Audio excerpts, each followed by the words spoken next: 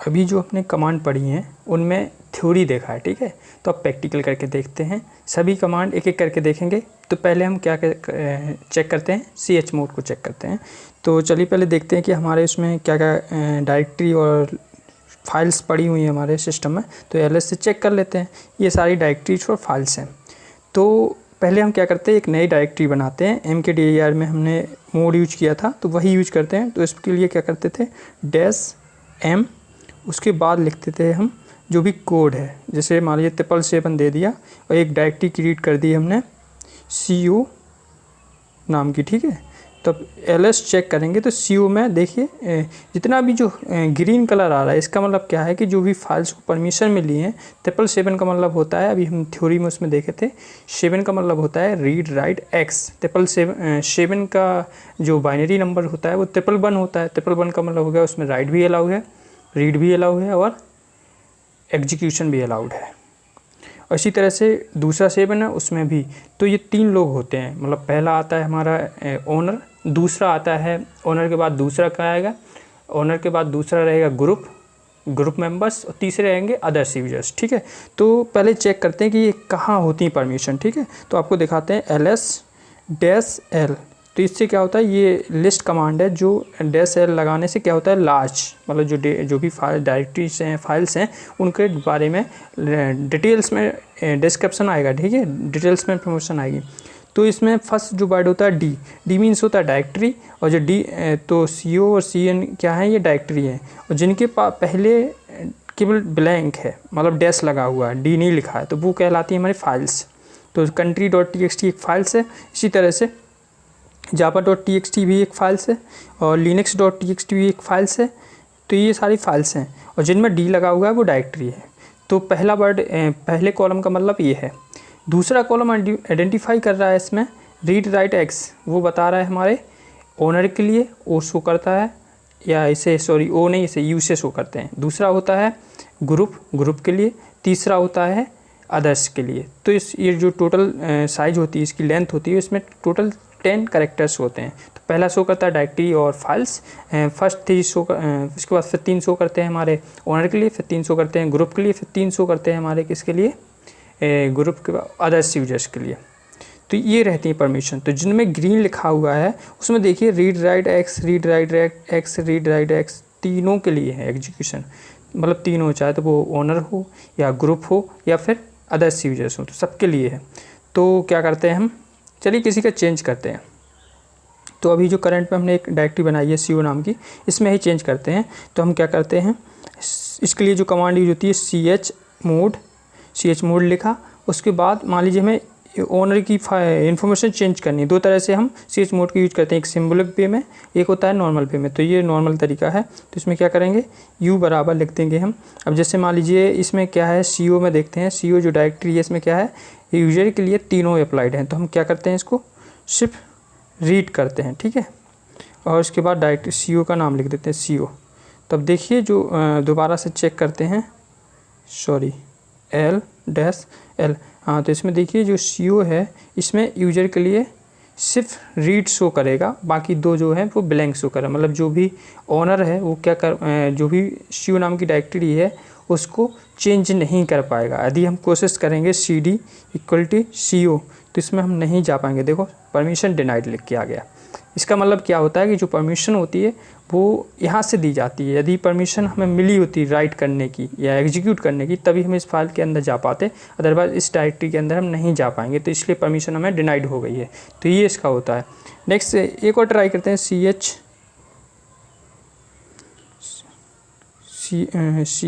Mode U = हम क्या करते हैं, रीड राइट अलाउ कर देते हैं, नहीं रीड अलाउ नहीं करते हैं, सिर्फ राइट और एग्जीक्यूशन अलाउड करते हैं, ठीक है।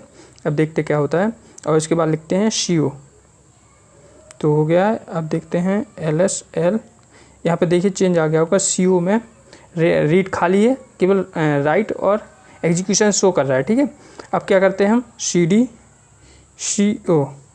अब देखिए CO में हम जा सकते हैं क्योंकि हमने क्या कर दिया, एग्जीक्यूशन और राइट के लिए परमिशन दे दी है, इसलिए हम इसमें चले गए हैं। अब इसमें चेक करना हो तो CD के अंदर देखिए हम आ गए हैं। इस एक्चुअली ये खाली है तो इसलिए कोई मतलब नहीं है। हाँ, रीड नहीं कर सकते इसलिए ये इसके अंदर नहीं जा सकता, मतलब इसको शो नहीं करेगा, रीड की परमिशन नहीं है इसलिए आ रहा है परमिशन डिनाइड। तो इसको हम लिस्ट नहीं कर सकते CO को। तो चलिए वापस से अपनी पेरेंट डायरेक्टरी पे जाते हैं। पेरेंट डायरेक्टरी पे जाने के लिए क्या करते हैं, टिल्ड यूज करते हैं। तो इसमें अब देखते हैं तो हम अपनी पेरेंट डायरेक्टरी पे आ गए हैं। तो ये तरह के नॉर्मल होते हैं। अब दूसरा होता है तरीका सिंबॉलिक वे में। सिंबॉलिक वे में क्या रहेगा कि हम वो जो भी chmod लिखेंगे उसके बाद कोई ऑप्शन लिखेंगे, ऑप्शन लिखने के बाद फिर उसमें हम कोड देंगे। तो जैसे लिखे हम chmod और लिखा, कोड लिख दिया 777 और किसको देना है, मान लीजिए हम दे रहे हैं स्टूडेंट को, ठीक है, स्टूडेंट। तो अब देखिए स्टूडेंट हमारा ग्रीन हो गया होगा, स्टूडेंट देखिए ग्रीन हो गया है। मतलब सारी मतलब उसको ओनर को भी मिल रीड राइट एग्जीक्यूशन मिल गया, ग्रुप को भी रीड राइट एग्जीक्यूशन मिल गया, उसी तरह से जो अदर्स यूजर्स हैं उनको भी रीड राइट एग्जीक्यूशन मिल गया। इसलिए क्या हो गया, ये जो भी फाइल्स ग्रीन हो गया है, ठीक है।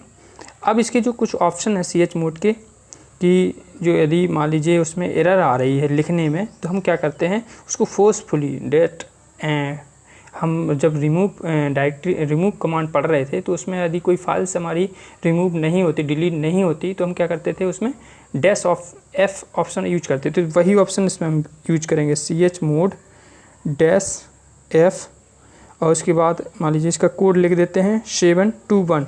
721 का मतलब हो गया कि जो ओनर है उसके लिए तीनों परमिशन है, और 2 का कोड क्या होता है 010 होता है। 010 का मतलब हो गया इसमें कि जो भी ग्रुप रहेगा उसके लिए सिर्फ राइट ऑपरेशन परफॉर्म होगी, बाकी ना तो रीड होगा ना ही एग्जीक्यूशन होगा। और 01 का मतलब होता है 001 बाइनरी में, तो 001 का मतलब होगा केवल एग्जीक्यूशन पॉसिबल होगा। तो मान लीजिए लिखिए कोई भी फाइल से लिख देते हैं, जैसे java.txt लिख देते हैं, ठीक है, java.txt। अब देखिए इसमें चेंज हो गया होगा ls-l java.txt में। देखिए इसमें वो जो ओनर है उसके लिए तो तीनों है, लेकिन ग्रुप के लिए सिर्फ राइट है। देखिए 2 का कोड क्या होता है 010 होता है ना, तो बीच में राइट होता है, तो 2 ग्रुप के लिए केवल राइट अलाउड है। इसी तरह से जो अदर्स यूजर्स हैं उनके लिए केवल एग्जीक्यूशन अलाउड है। तो इस तरह से ये चेंज होता है। नेक्स्ट होता है कि यदि हम चेंज करेंगे एक डायरेक्टरी में और उसके साथ उसके अंदर की जितनी सब डायरेक्टरी होंगी, उसके अंदर जितनी फाइल्स होंगी, सब में चेंज हो जाएगा। तो उसके लिए होता है रिकर्सिव ऑप्शन। तो उसे बोलते हैं हम chmod, उसे बोलते हैं -R लिखा एक्चुअली चेंज हो गया है ls-l। यही सेम ऑपरेशन सभी में परफॉर्म हो गई होगी। ls मीन्स तो जो रिकर्सिव वाला ऑप्शन है इसमें क्या होता है कि यदि एक डायरेक्टरी में हम चेंज करेंगे तो जो भी परमिशन चेंज होगी वो उसकी सब डायरेक्टरी में चेंज होगी और उसकी जो भी फाइल्स हैं उनमें भी चेंज होगा। तो चलिए चेक करते हैं। तो chmod और लिखते हैं -R और फिर जो भी परमिशन देनी है हमें, जैसे मान लीजिए देखिए यहाँ DBMS में अभी तो सब कुछ अलाउड है, तो इसका 777 कोड दिया गया है एक्चुअल में कि मतलब जो भी ओनर है उसके लिए भी ऑल परमिशन अलाउड है, ग्रुप के लिए भी ऑल परमिशन अलाउड है, और जो भी अदर्स यूजर्स हैं उनके लिए भी ऑल परमिशन अलाउड है। तो हमें यहाँ लिखते हैं 7000, मतलब क्या करते हैं हम कि जो भी ओनर है उसके लिए सभी परमिशन अलाउड करते हैं, ग्रुप के लिए कुछ नहीं अलाउड करते हैं, इसी तरह से अदर्स के लिए भी कुछ अलाउड नहीं करते। और डायरेक्टरी का नाम लिखते हैं DBMS, ठीक है, और डायरेक्टरी में हम जाते हैं। उसके बाद क्या करते हैं ls-l चेक करते हैं। तो देखिए यहाँ DBMS में तो चेंज हो गया। देखिए DBMS में सिर्फ ओनर के लिए रीड राइट एक्स दिखा रहा है, बाकी सबके लिए क्या आ रहा है डैश आ रहा है। 1 2 3 4 5 लाइन पे आप चेक कर सकते हैं। तो देखिए सबके लिए डैश आ रहा है एक्सेप्ट ओनर के। अब देखते हैं कि जो इसकी सब डायरेक्टरी थी या इसकी जो फाइल्स थी उनमें चेंज हुआ कि नहीं हुआ। तो हम क्या करते हैं पहले DBMS में जाते हैं, CD DBMS के अंदर चले गए हम। उसके बाद ls-l देखते हैं। तो देखिए इसकी जो भी जितनी फाइल्स हैं अंदर वाली DBMS के अंदर देखिए सब में चेंज हुआ है। तो इसलिए जो भी $R है इसका बेनिफिट ये रहता है कि क्या करता है जो भी परमिशन चेंज होगी वो रिकर्सिवली चेंज होती है उसकी सब डायरेक्टरी में भी और उसकी फाइल्स में भी। इसके बाद क्या करते हैं, वापस से अपने होम पे जाते हैं। तो इसके लिए ऑप्शन होता है टिल्ड का, सॉरी CD और डैश टिल्ड, हाँ। इसके बाद हम होम पे चले गए, LS-L, अपनी होम पे आ गए, ठीक है। अब हमें क्या करना है कि यदि हम किसी भी डायरेक्टरी या कोई भी फाइल्स की परमिशन चेंज कर रहे हैं तो क्या हुआ, हमारे पास एक मैसेज आएगा। तो उसके लिए होता है -B, तो लिखते हैं CHMOD और -B, और जो भी परमिशन चेंज करनी है मान ली 777, फिर से हम DBMS को चेंज कर देते हैं DBMS। अब देखिए इसमें हमारे पास मैसेज आएगा, mode of DBMS change from 00700 to 0777 change हो गया है। तो ये हमारे पास क्या आता है, एक तरह से मैसेज या एक्नॉलेजमेंट आता है। अब DBMS फिर से ग्रीन हो गया है। नेक्स्ट यदि हम चाहते हैं कुछ हेल्प चाहिए हमें इसमें, तो यदि CH मोड और डैश हेल्प लिखिए, तो इसमें क्या रहेगा कि जो भी कमांड है इसकी दी गई हैं वो सबकी इनकी जानकारी आ जाती है। तो लिनक्स का ये बेनिफिट रहता है कि आपको कोई भी कमांड रटने की ज़रूरत नहीं होती। जिसमें आप कहीं फंस रहे हैं, कोई भी कमांड आपको नहीं रिकॉल नहीं हो रही है, तो आप तुरंत हेल्प की सहायता से देख सकते हैं। देखिए बरबच का आ रहा है, साइलेंट का आ रहा है, क्विट का आ रहा है, चेंज का आ रहा है, इस तरह से बहुत सारे ऑप्शन होते हैं। तो मेन मोटो लिनक्स पढ़ने का यही रहता है कि आप प्रैक्टिस करिए बेदर देन उसको क्रेमिंग करने की। क्रेम मत करिए कोई भी टॉपिक। आप चलते हैं, यदि वर्जन देखना है हमें कि CH मोड का वर्जन कौन सा है, तो CH मोड डैश वर्जन लिखिए। तो इसमें क्या आ जाएगा, इसका वर्जन आ गया, डेविड मैकेंजर एंड जिम बैगनिस को बनाया था। अब देखते हैं CH मोड के बाद डेट कमांड एक्चुअली क्या करती है, जो भी डेट रहती है उसको डेट को शो करता है। तो क्लियर कर देते हैं, क्लियर। तो इस पहले लिखते हैं नॉर्मल डेट, जैसे डेट लिखेंगे तो क्या आ जाएगी, डेट आ जाएगी टुडे 2 जून, और जो भी टाइम हो रहा है उसका शो कर रहा है, ठीक है। अगर यदि हमें टाइम को UTC में देखना है तो इसमें लिखेंगे हम डेट डैश U, तो जो भी टाइम है हमारा UTC में आ गया। यदि हम चाहते हैं कि नेक्स्ट ट्यूसडे की हमें डेट देखनी है तो हम क्या लिखेंगे, लिखो डेट, इसके बाद लिखो डैश डेट, और इसके बाद लिखिए हम क्या लिखेंगे, इक्वल, और इसमें लिखेंगे नेक्स्ट, और इसमें हमें क्या करना पड़ेगा, प्लस लिखना पड़ेगा, नेक्स्ट ट्यूसडे। तो नेक्स्ट ट्यूसडे की डेट आर्गुमेंट नेक्स्ट लगेगा लीडिंग्स प्लस नेक्स्ट ट्यूसडे की डेट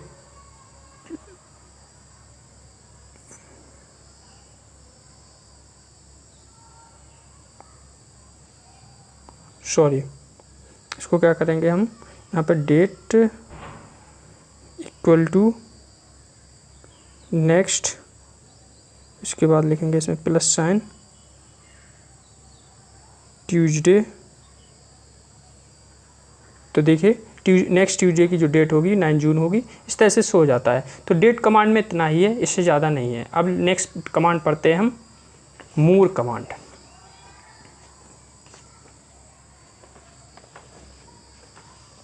चलिए मूर कमांड देखते हैं।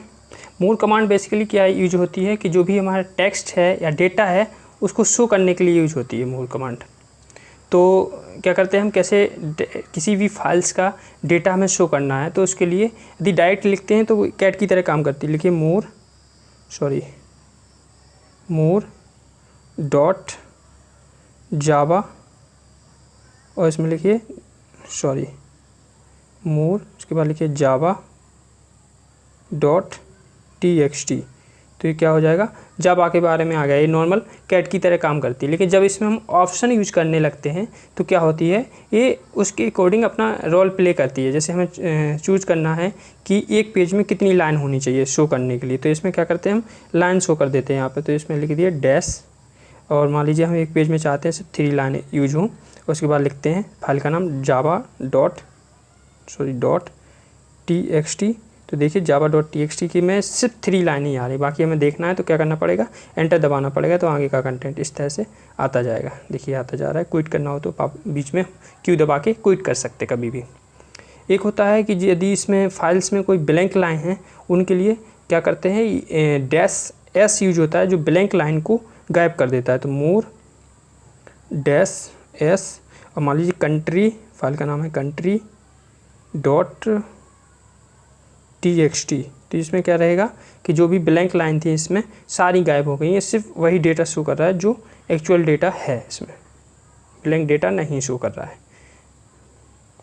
नेक्स्ट ऑप्शन होता है कि आप चाहते हैं कि कोई भी स्ट्रिंग आपको, मतलब जो भी डेटा हमारा कहाँ से हो उस स्ट्रिंग से शुरू हो जो हम स्ट्रिंग देखना चाहते हैं। तो पहले क्विट करते हैं, इसको क्विट कर दिया, ठीक है। अब इसमें लिखते हैं मोर, और इसके लिए जो कमांड यूज होती है उसमें लिखा जाता है, पहले हम लिखेंगे +, उसके बाद लिखेंगे स्लैश, उसके बाद मान लीजिए हमें इंटीजर ढूंढना तो लिखेंगे इंटीजर और फाइल का नाम java.txt, ठीक है। तो java.txt में हमारा जो भी कंटेंट है वो इंटीजर से शुरू होगा, उसके पहले और भी कंटेंट था उसको हमने स्किप कर दिया। देखिए स्किपिंग करके लिख के आ रहा है, तो उसको क्या कर दिया, स्किप कर दिया। तो ये काम होता है इसका। और हम चाहते हैं कि जो भी कंटेंट हो एक पार्टिकुलर लाइन से शुरू हो, ठीक है। अगर हम लिखते हैं लाइन नंबर 8, तो लाइन नंबर 8 से हमारा कंटेंट शुरू होगा, उसके पहले वाला गायब हो जाएगा। तो पहले चेक करते हैं ऐसी कंटेंट है क्या इसमें, .txt। तो java.txt में ये कंटेंट है। तो जो कंटेंट शुरू हो, मान लीजिए हम लाइन नंबर 8 से शुरू करना चाहते हैं, ठीक है। तो 1 2 3 4 5 6 मान लीजिए 7 से करना चाहते हैं, तो जो ऊपर वाली लाइन है वो सब गायब हो जाएगी, 1 से शुरू होगा कंटेंट हमारा। तो लिखते हैं इसमें मोर, और उसके लिए जो यूज होता है उसे लिखते हैं प्लस, मान लीजिए 7 से शुरू करना है, ठीक है। 6 से +6 लिखा हमने, और उसके बाद फाइल का नाम लिख देंगे java.txt, ठीक है। तो इसमें क्या आ जाएगा, देखिए 6 से शुरू होगा, मेथड से शुरू हो रहा है, उसके पहले वाला कंटेंट सब गायब हो गया है, ये रहता है।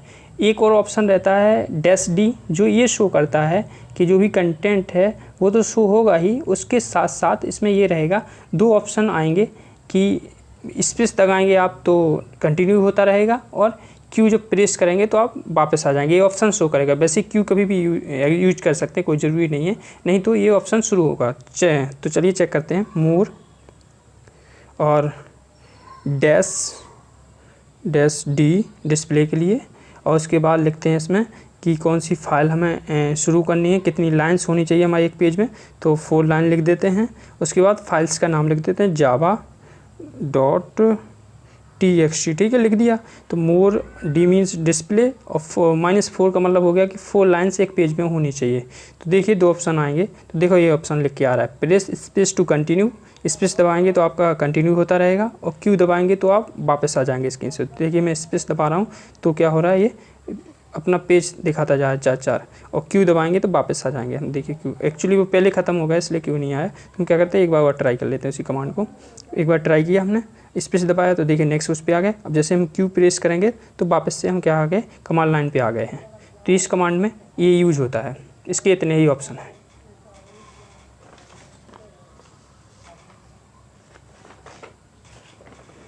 नेक्स्ट कमांड है PR कमांड। PR कमांड क्यों यूज होती है, तो पहले क्लियर करते हैं इसकी को। क्लियर, PR कमांड यूज होती है कि जो भी कंटेंट है फाइल्स का, उसको प्रिंट करने के लिए हम कैसे प्रिपेयर करते हैं, कि जो कंटेंट है वो कैसे, मतलब एक तरह से कह सकते हैं प्रिंट प्रीव्यू प्रिपेयर किया जाता है इसमें।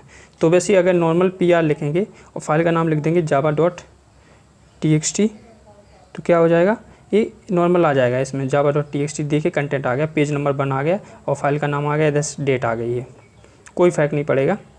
लेकिन हम चाहते हैं कि स्पेशल शो करे, कि मान लीजिए कोई भी प्रिंट हो वो उसमें केवल पेज नंबर 1 ही प्रिंट हो, तो कोई बड़ी फाइल लेते हैं तो उसमें सबसे लिखते हैं PR प्रिंट, और पेज नंबर 1 हमें प्रिंट करना, तो +1 लिखेंगे, और फाइल का नाम है country.txt, ठीक है। ये काफ़ी बड़ी फाइल है, तो इसमें पेज नंबर 1 शो होगा।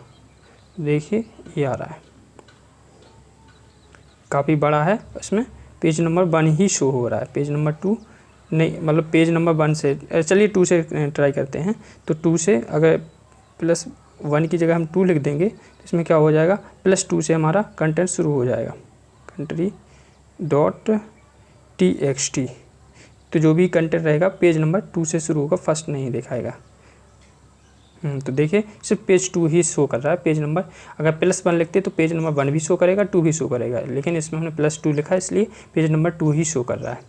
इस तरह से हम चाहते हैं कि कॉलम हमारे जो भी प्रिंट हो वो सारा का सारा जो भी लाइन कॉलम्स हों वो पैरेलल में प्रिंट हो, एक तरह से ना हो। तो उसमें क्या करेंगे हम कि जो भी फाइल्स हैं हमारी कॉलम में प्रिंट होंगी, मतलब नंबर ऑफ लाइन्स हैं वो शो करेंगी। तो देखिए PR और इसके लिए जो कमांड होती है डैश कॉलम इक्वल टू 3, मतलब हम क्या चाहते हैं कि 3 कॉलम में प्रिंट हो। उसके बाद फाइल का नाम लिख देते हैं country.txt, ठीक है, लिख दिया। तो जो भी कंटेंट है हमारा 3 लाइन में, देखिए 3 कॉलम में प्रिंट हो रहा है। देखिए यहाँ पे 3 कॉलम शो हो रहे हैं। अगर 4 लिखेंगे तो 4 कॉलम में प्रिंट होगा, लेकिन एक ही पेज में प्रिंट होगा। तो ये कमांड ये करती है।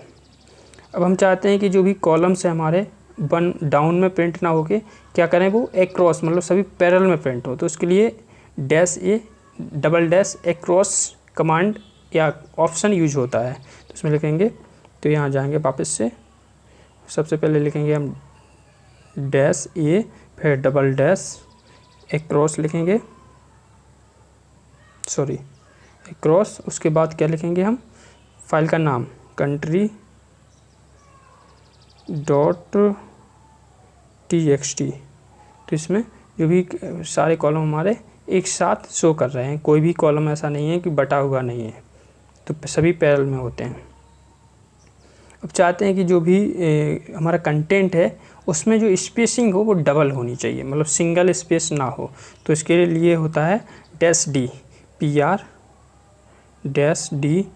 और फाइल का नाम लिख दिए java.txt। तो देखिए जो भी स्पेसिंग होगा वो डबल, देखिए इसमें जो ऊप है, ऑब्जेक्ट है, ये नॉर्मल होता है स्पेस, लेकिन इसमें डबल स्पेस शो कर रहा है। इसको चेक करना है कि डबल स्पेस है नहीं है, तो हम क्या करते हैं D को हटा देते हैं। यहाँ से D को हटा के नॉर्मल java.txt लिखते हैं, ठीक है। तो देखिए जो स्पेस, देखिए अभी क्या आ रहा है, एक साथ आ रहा है, तो ये चेंज इसमें आया है। तो फिर से ट्राई करते हैं उसी कमांड को, तो देखते हैं। देखिए जो स्पेस है, देखिए स्पेस इसमें काफ़ी बड़ा है, तो ये क्या होता है -D जो होती है स्पेस को डबल कर देती है।